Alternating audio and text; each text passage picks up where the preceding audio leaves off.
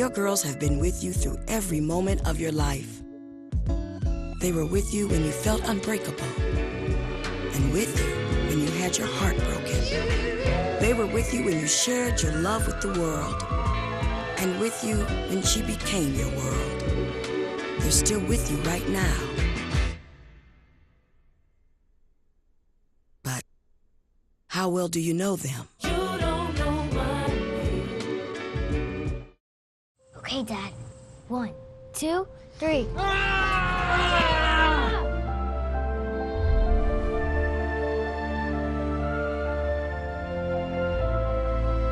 You saved me. Dad? Are you okay? I'm fine, dear. Your hero needs you now, and AARP is here to help. Find the care guides you need at aarp.org/caregiving.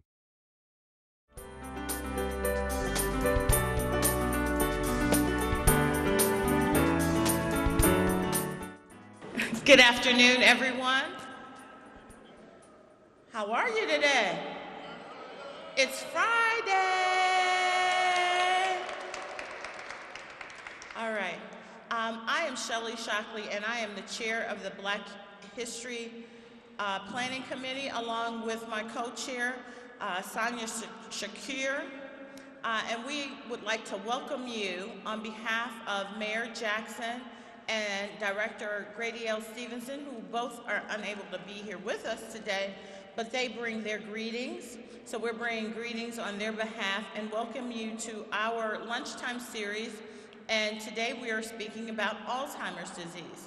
One of our committee members, Mrs. Marcia Mays, has worked hard to bring this together for you. So I am going to turn it over to her, but first we are going to bring the Lord into the house. So Mr. Shockley, would you come forward and pray with us?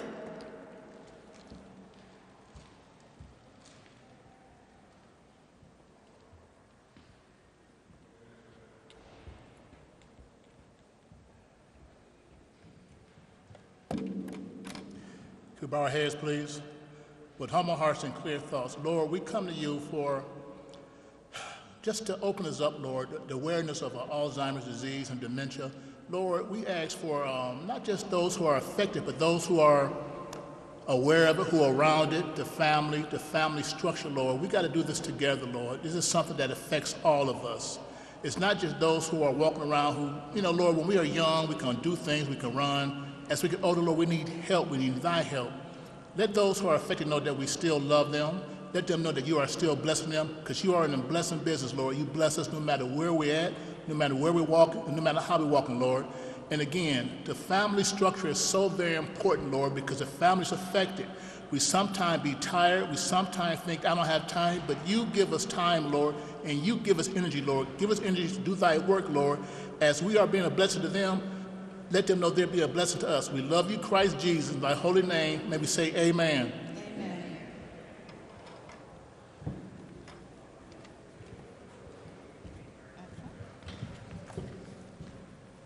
Good afternoon. My name is Marcia Mays, and I'm an assistant administrator within the Education and Outreach for the Cleveland Water. Today, the topic will be focused on our seniors with reference to Alzheimer's disease and dementia awareness. My speaker's name is Maria Sadie. Her title is Memory Support Program Director with CCH Healthcare Westbrook Center, formerly known as the Genesis Healthcare West Bay Center. Ms. Sadie will provide additional information as to her background and how she decided that long-term care was where she wanted to achieve her goals. Today's discussion will include Alzheimer's and dementia facts, challenges, and caregiver stress. Let's welcome Ms. Sadie and give her a round of applause.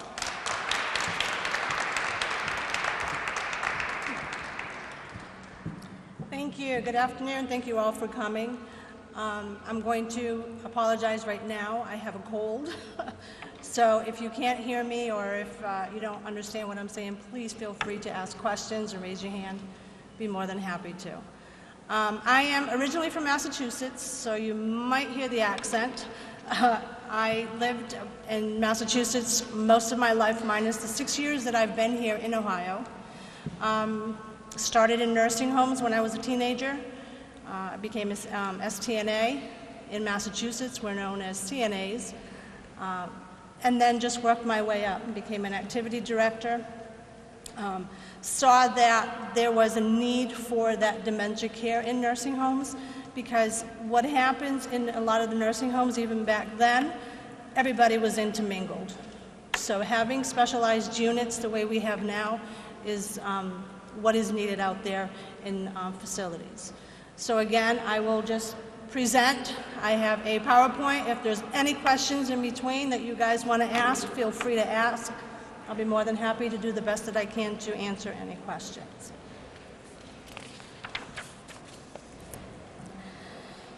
Okay, so Alzheimer's disease. Alzheimer's disease is actually the 6th leading cause of death in the United States, believe it or not. It is 1 in every 3 seniors die with dementia and other related dementia diseases. There are tons and tons. Most people think that it's just Alzheimer's disease. There are hundreds of forms of dementia. 5.7 million Americans are living with Alzheimer's. If you want to break it down, 220,000 are Ohioans. Alzheimer's disease comes in 3 stages. Okay, you have your middle stage. You can go one more. You have your mild stage, moderate stage, severe stage. Okay, sometimes it's known as first, second, and third, beginning, middle, and late. It depends on how you want to look at it. There are different names for it. Now, Alzheimer's disease is an actual disease. Okay, it's not something that somebody gets when they get older. It's not how it works. It's a disease that happens to people. It's a brain disorder. Now, dementia is the umbrella.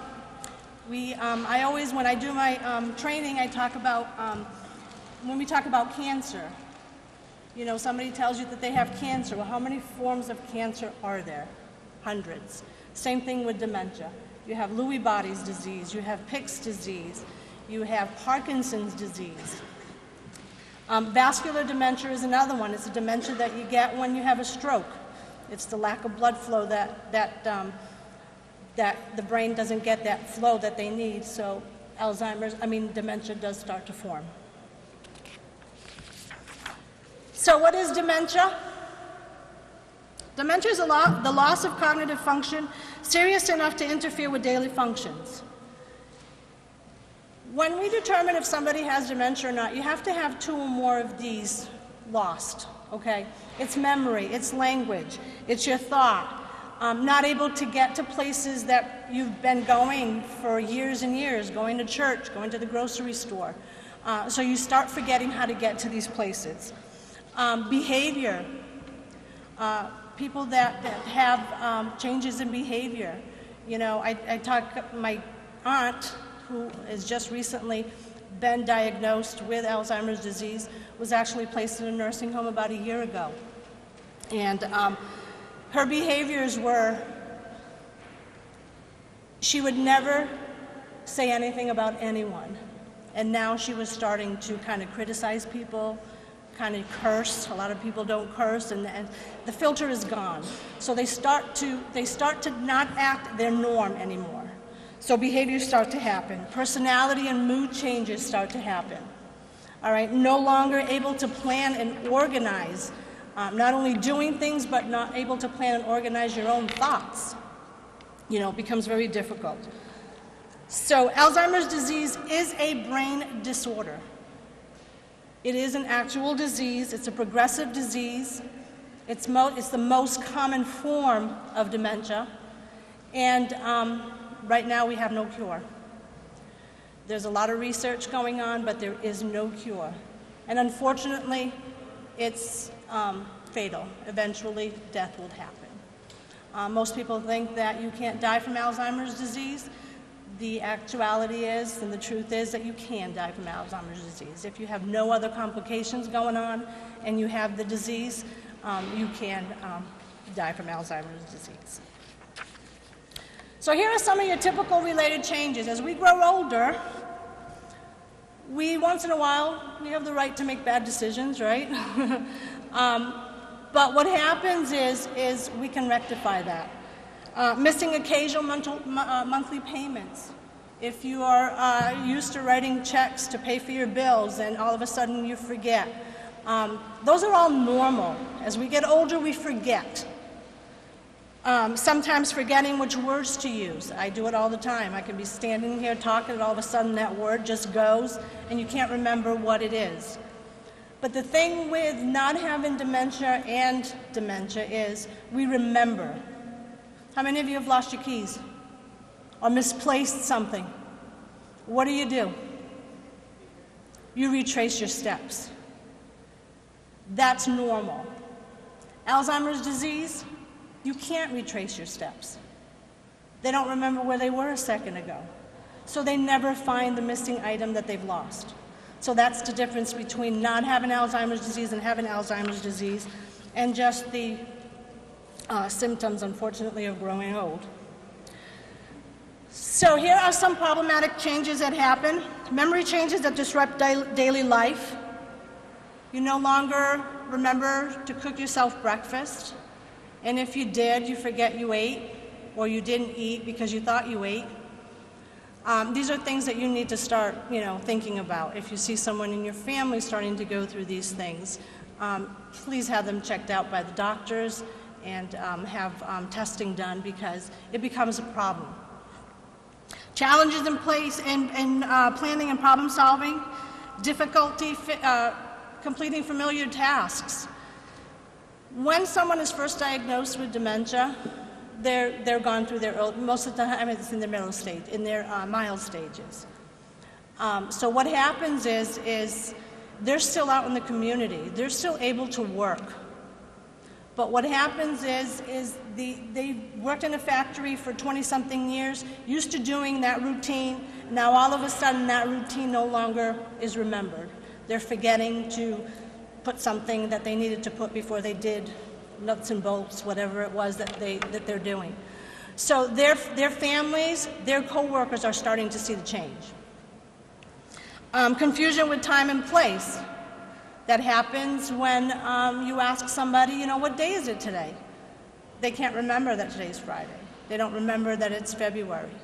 A lot of times people that suffer from dementia live in the past. So when you ask them what year it is, they're probably going to say, depending on how old they are, 1942, 1932, whatever it may be. So trouble with visual and images and spatial relationships. Even though residents, I always say residents, and I'm sorry because I work in a nursing home, but even though people may not have vision problems, they do have vision problems. It's not so much their eyesight, but how they interpret what they see. Same thing with hearing. Their interpretations might be a little bit different than what we're actually saying, and they're not understanding what we're saying. So new problems with words. As the disease progresses, they lose more and more of the words. They may be missing one or two words. And as the disease progresses, their sentences become what we call word salad. It's just, Can you repeat that? About the words? Yes. As the disease progresses, they lose more and more words. We call it word salad, and it just becomes very choppy. They're not able to give us what we really want, the words that we really want. They start misplacing things and losing the ability to retrace their steps. They don't remember what they did a minute ago or 5 minutes ago. Decrease in poor judgment, withdrawal from work and social activities, changes in mood and personalities. I think I mentioned that before.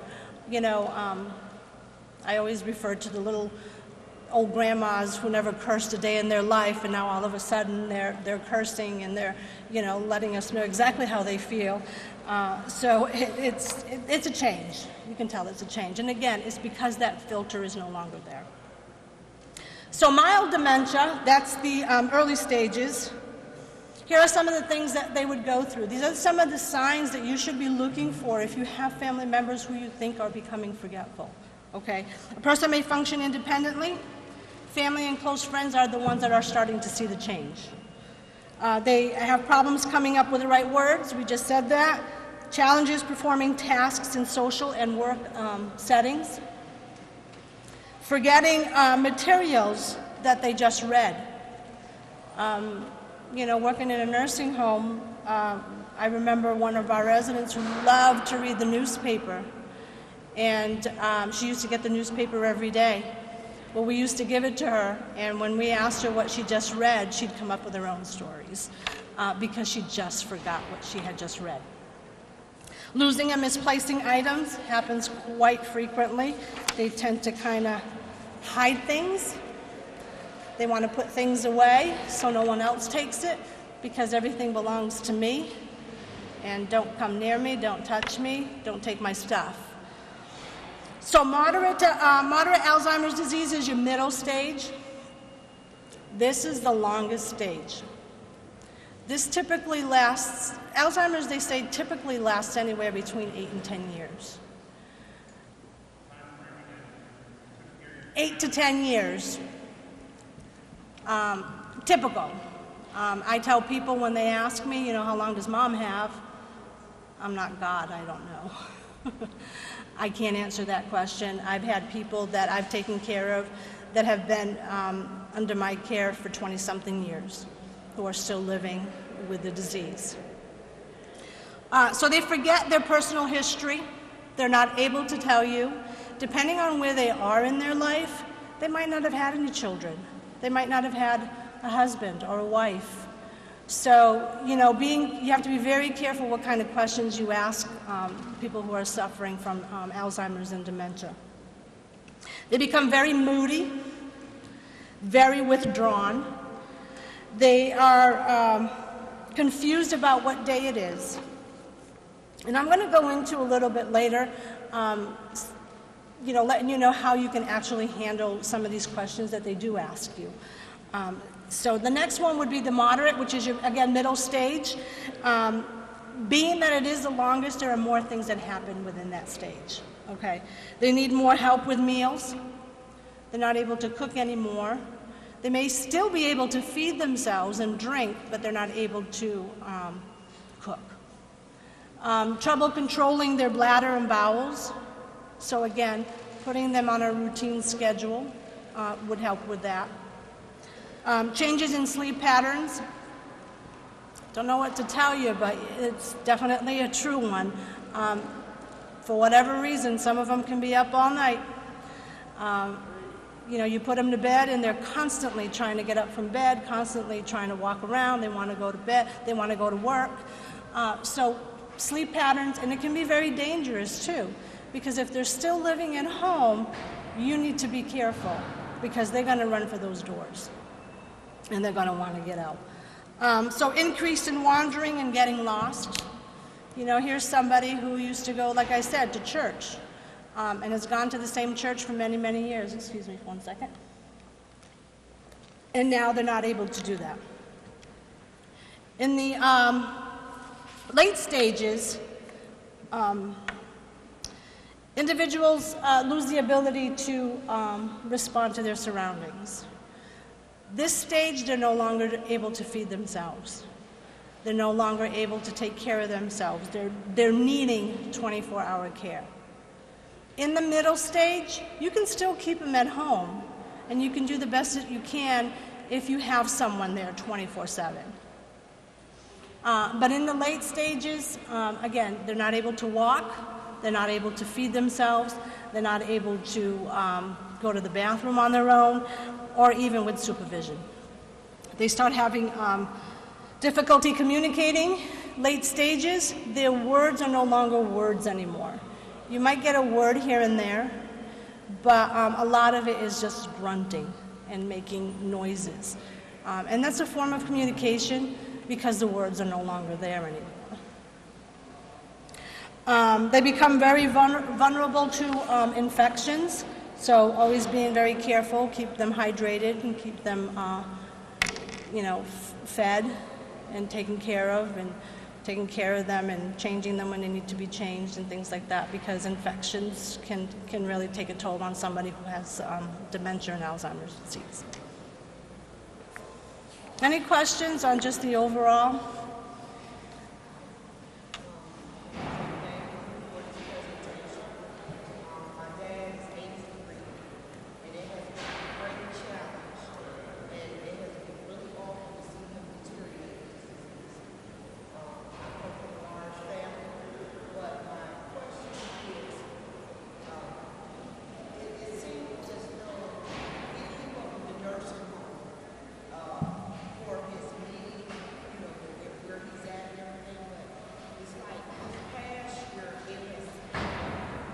I'm sorry, this past year, what?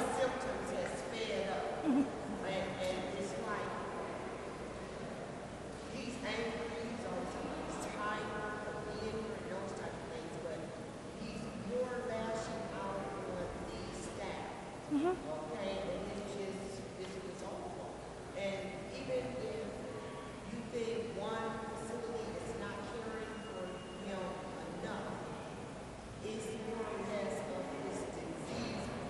Correct.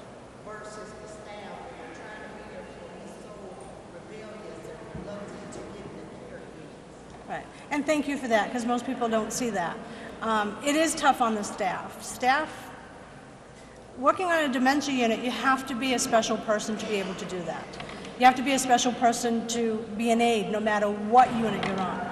But on a dementia unit, you've got all that you just said. You've got the behaviors. He's not wanting to maybe get dressed, or maybe he doesn't want to eat, or maybe being changed. It's part of the disease, and there's really nothing other than reassure and redirect him.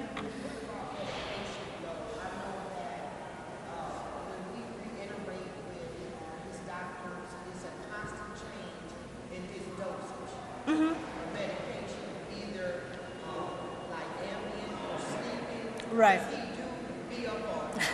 And it's been like for the last 2 years. Right. He'll go through 9 months of being up all night and 3 months of resting at night. Right. But it's like a constant change in the dosage of all his medication. And it varies depending on his behavior. There is no medication for Alzheimer's disease other than you have your regulars, your Exelon, your Namendas, and all that help with the symptoms. There's nothing to cure, like I said, there's nothing to cure the disease itself, but those are medications that help symptoms. I don't know what stage he's in, and you don't need to tell me where he's at, but is he on a unit just for dementia?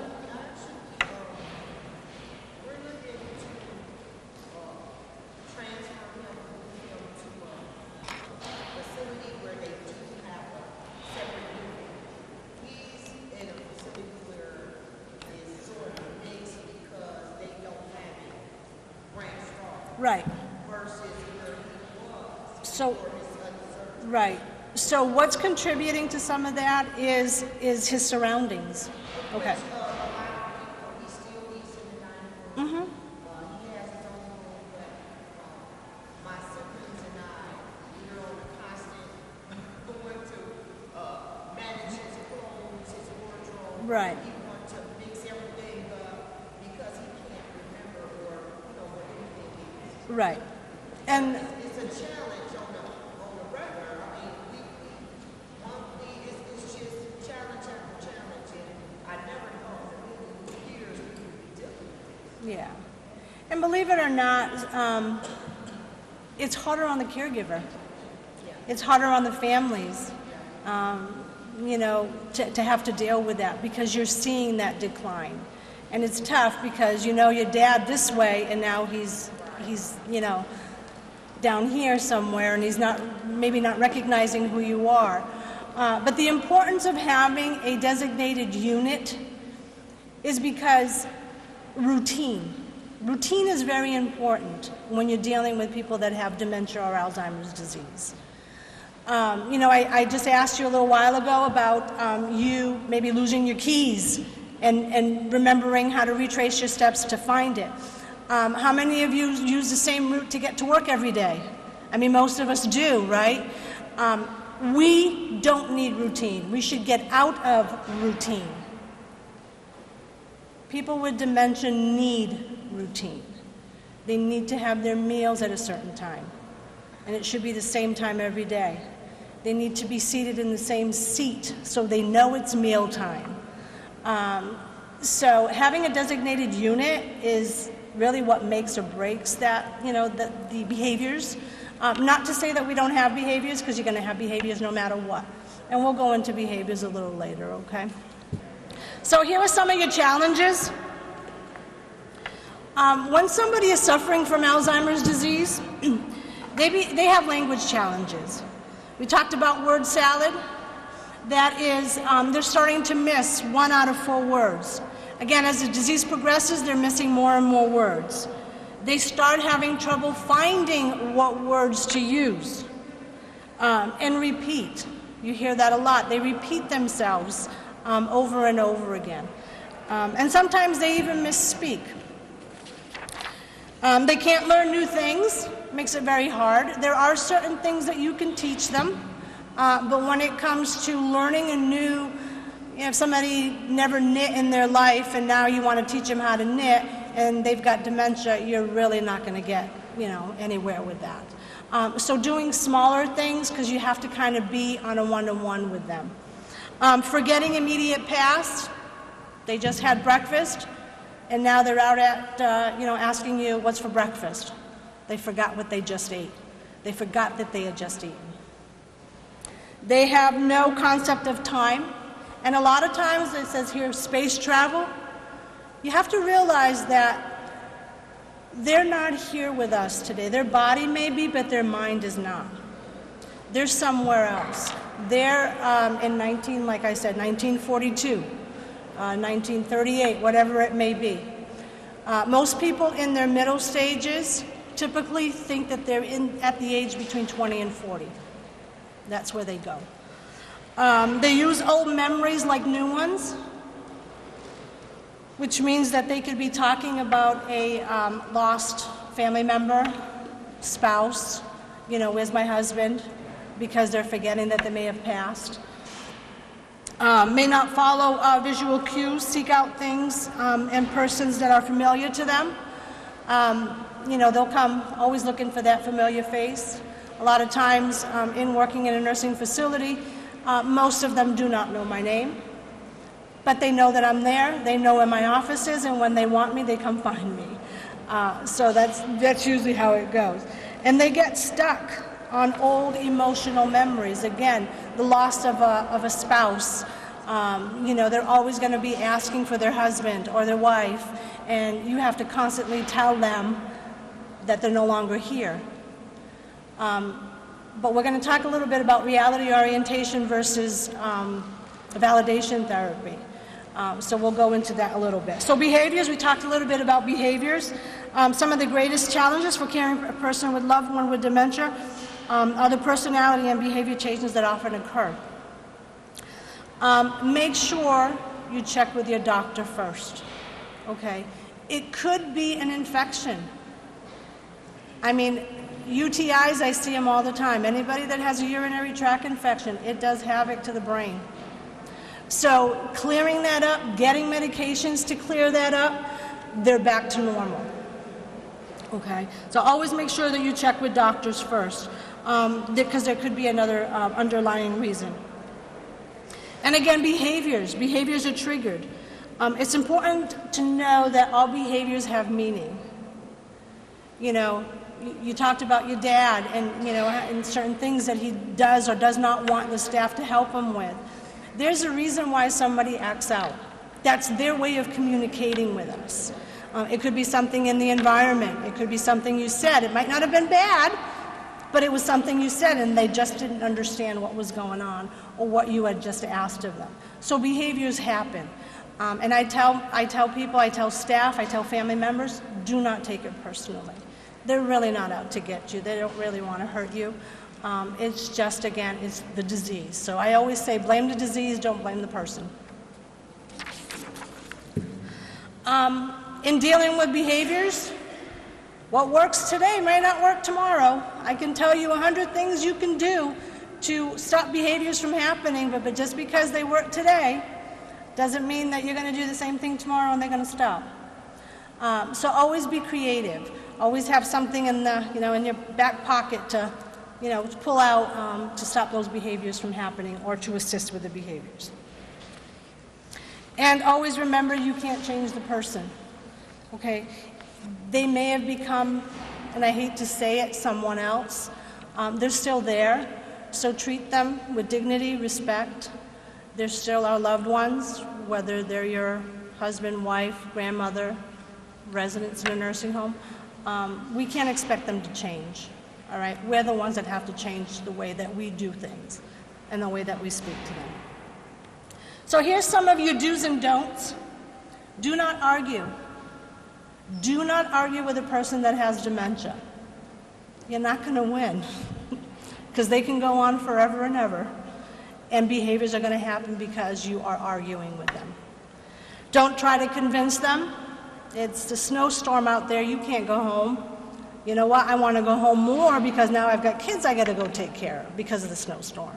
So always be very, very careful. Don't ever try to convince them. Don't ever make them do anything that they don't want to do. All these things are going to lead to behaviors. And some of those behaviors they can lash out at you verbally, physically. So always be very careful. Don't give them any commands or demand them of anything. And don't confront them or correct them. If somebody tells you it's 1942, it's 1942. That's okay. Is it harming you? No. Is it helping them? Yes.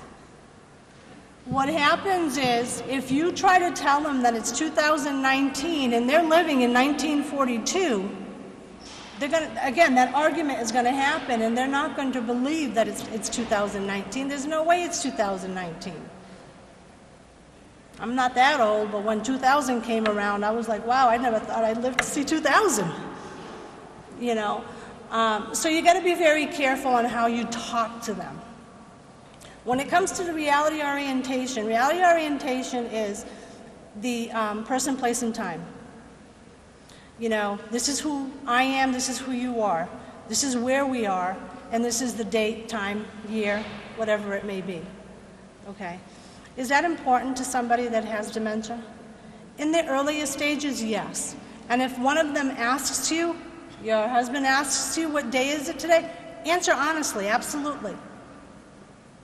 But if you know that it's going to cause behaviors or cause them to lash out at you, then use validation therapy. You ask them what day it is. You ask them what year it is. And then you just kind of go with it. They want their wife that had passed 3 years ago. Well, what's your wife's name? So whatever it is that they're looking for, just kind of go with it. You're validating their feelings. You're acting more on their emotion than the actual, we see it all the time in nursing homes. I want to go home. I want to go home. Staff say, you are home.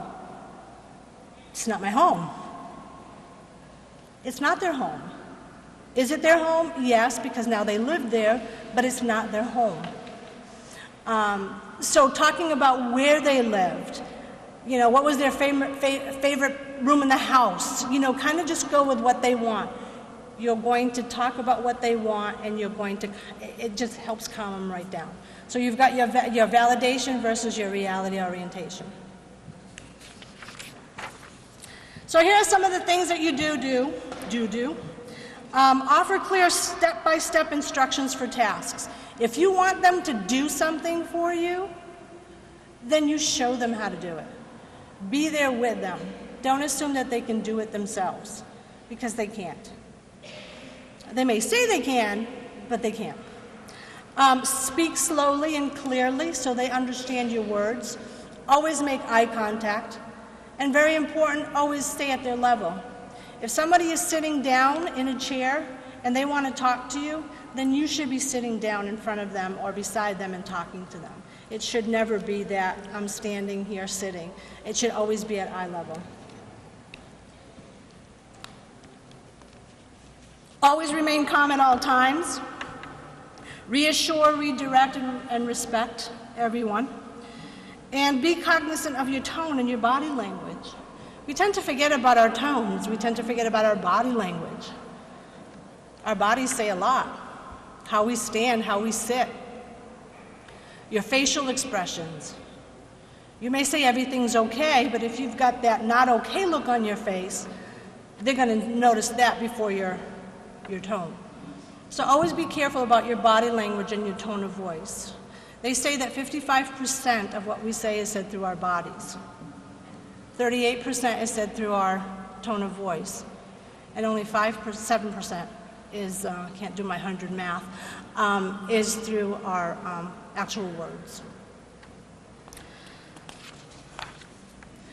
So here's a couple of pictures that I wanted to show you, because I think I mentioned earlier that they're living in the past. So that top photograph there of the older woman looking in the mirror, that is how they see themselves. They see themselves in their 20s usually, and even the men, because you see the man there, even the men, they're in their 20s, like I said, 20s to 40s. But in actuality, what happens is if you take someone to a restroom and they look in the mirror and you ask them, who's that? Which is the two pictures down at the bottom, they're going to see an older woman in the mirror. And they seem to think that that's not me. There's a lady in here. You know, I had a gentleman who used to say that all the time. Every time he went to the restroom, he'd say, that old man is always in here waiting for me. It was him. It was him in the mirror. They don't see themselves at the age that they are now. They see themselves younger. So that's the reason for that picture. I just wanted to show you. But a lot of times, like I said, they portray themselves as 20, 30, 40-year-old.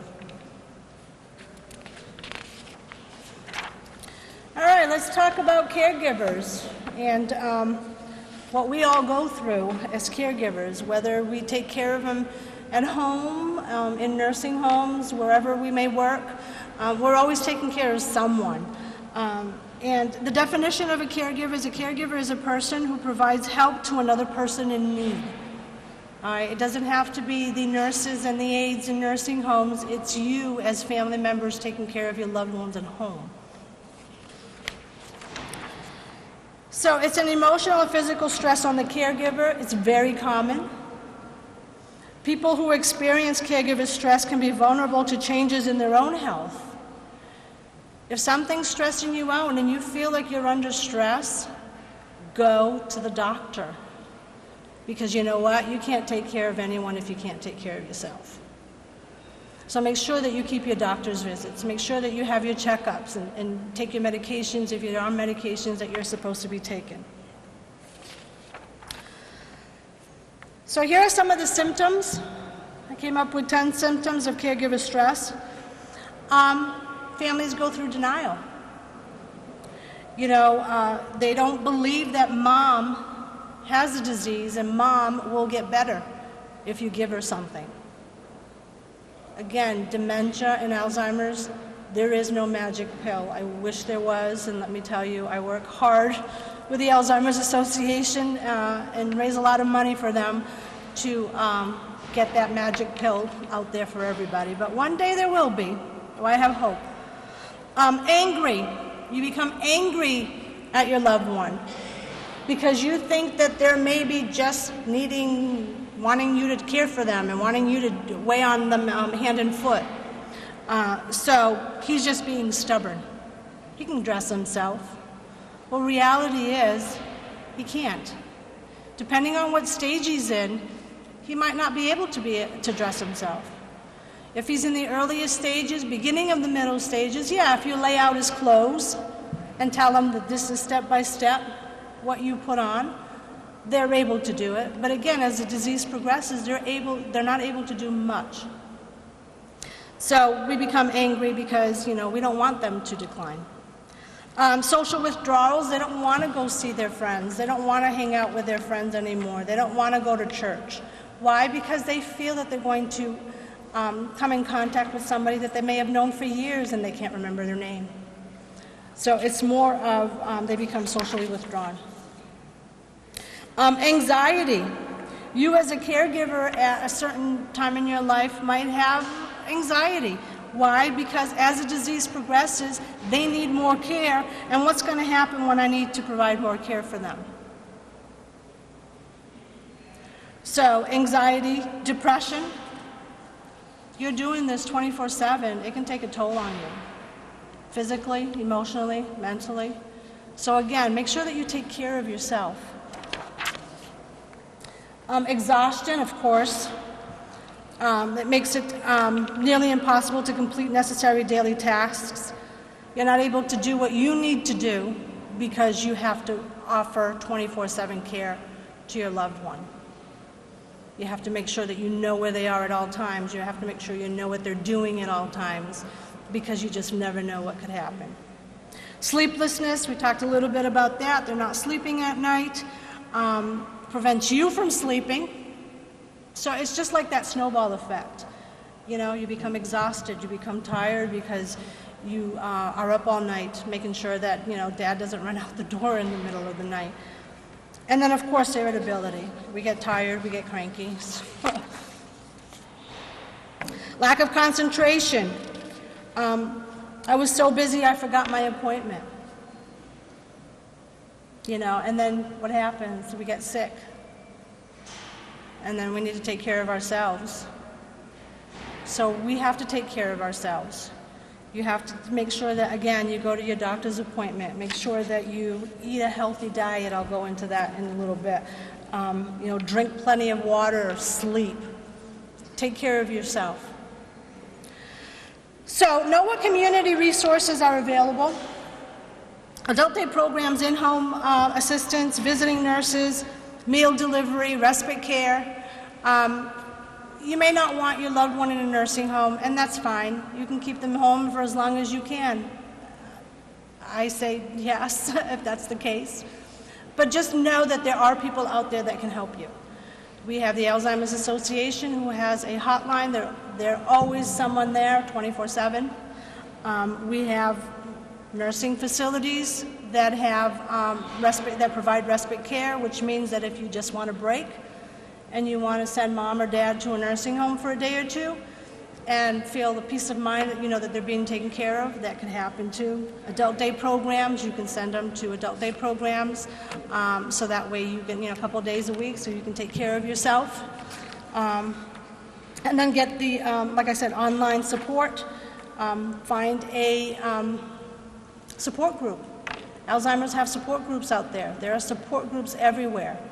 So if you go on the Alzheimer's website, you can find some of those support groups in your area. So here are some of the things that you need to do to kind of take care of yourself, okay? It could be something as, you know, meditation, visualization, doing breathing exercises, just physical exercises. You know, if you love to dance and you want to take dance lessons, go take dance lessons. You have to do things for yourself. You have to take care of yourself, you know, because you don't want to rely on anyone else taking care of you, right? So always make sure that you find some time to have fun. Let's put it that way. Consider taking advantage, like I said, of respite care. Respite care provides caregiving with temporary rest for the caregiver while the person with Alzheimer's disease continues to get the care in a safe environment. Become an educated caregiver. If you have a loved one who's at home and you're still able to take care of them, fantastic. But if it ever comes to a time where you're no longer able to take care of them, know that there are different options out there, okay? Visit your doctor regularly. Eat a well, low-fat, balanced meal. Drink plenty of water. Get exercise. Get plenty of rest. Make sure that you are healthy so that you can take care of your loved one that needs you. So be gentle on yourself. You can't fix everything. So like I said, we're out here for you. There are plenty of places out there that you can ask for help. So You know, if you think that, oh my God, I can't do this, I can't, you know, what am I going to do? You know, pick up the phone, go online. There's plenty of people out there that will guide you in the right direction. And of course, to always take time out for yourself. And that is, anyone have any questions?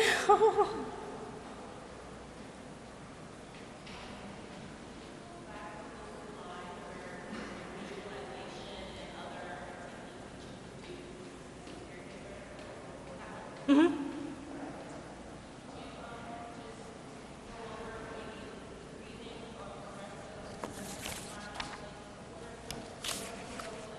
Visualization, it's like that. You ever heard of guided imagery? She wants me to explain these. That's what she's asking. Guided imagery, you know, where you can put in a CD or go online and they tell you to close your eyes and you're at the beach and, you know, pretend that you're sitting with your toes in the sand. That's visualization. You're kind of putting yourself in a position that's going to relax you. Okay? Meditation, again, is just meditation, just taking time. They say that we should take 15 to 20 minutes a day just for you. No one else, don't talk to anyone, don't, you know, call anyone, don't see anyone, just take time for yourself. But meditations, there are different forms of meditations out there. Breathing exercises, it's just breathing in and letting go, because that seems to relax the body, because it's bringing the oxygen to your brain. And then the progressive muscle movements, it's just tightening and relaxing your muscles. And that's what that is, just like tightening your fists and then letting it go. Tightening your fists and letting it go.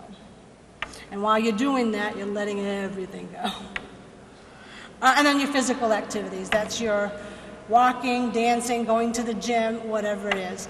I tell people when I do training, do what you want. I mean, some of the girls used to tell me, what's the first thing you do when you get home to release? I have a glass of wine. I don't, because I don't drink, but I mean, they would tell me that. Or they enjoy their ride home. No music on, just the peace and quiet of them, you know, driving home by themselves. So, you know, it's whatever makes you happy, whatever makes you comfortable, whatever helps you relax. Any other questions?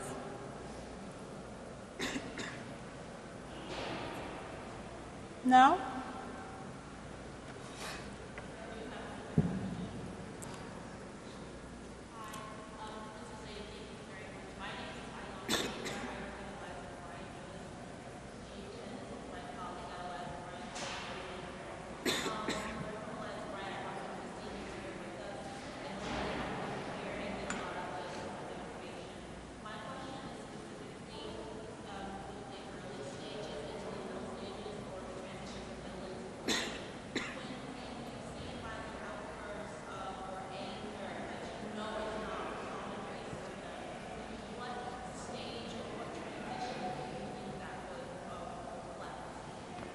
You mean like in what stage? She's asking like if there's behaviors that happen between different stages? It could happen at any stage. There's no, there are certain things that happen in first, certain in the middle, and some things in the late stages. But a lot of it intertwine. It doesn't mean that just because they're behaving, they're having behaviors that it's the first stage, as opposed to the middle stage. There is no real stages for certain things like that. When somebody has, like you said, behaviors, there's a reason for that. There must have been something that was either said or done or something in the environment.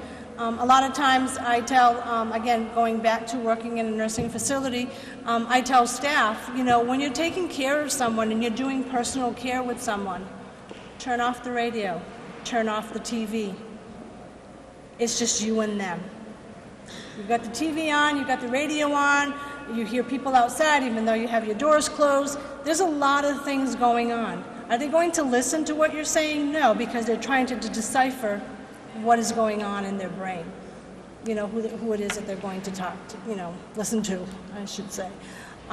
So always be very careful. There's no rhyme or reason as to why certain things happen. I don't have an answer for that.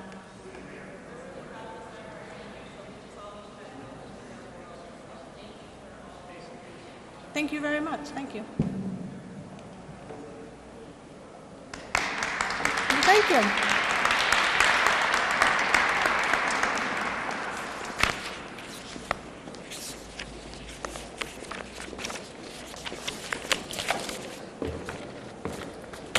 Ooh, sorry.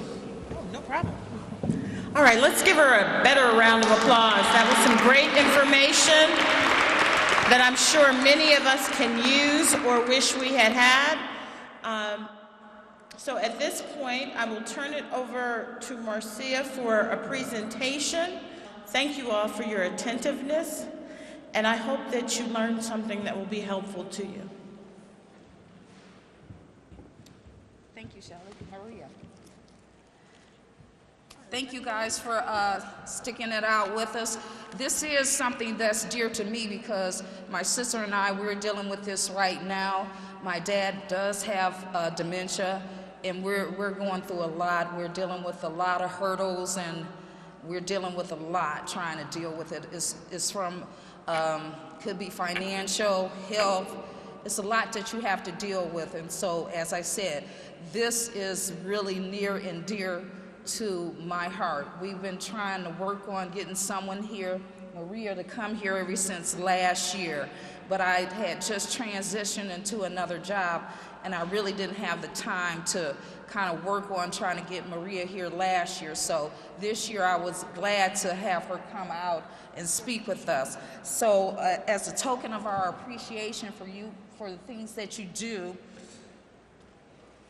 I present you with this plaque for coming out and recognition for what you do.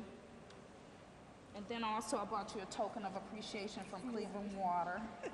Thank you so much. I appreciate Thanks it. a lot. Okay, can I have you guys over here for the photo?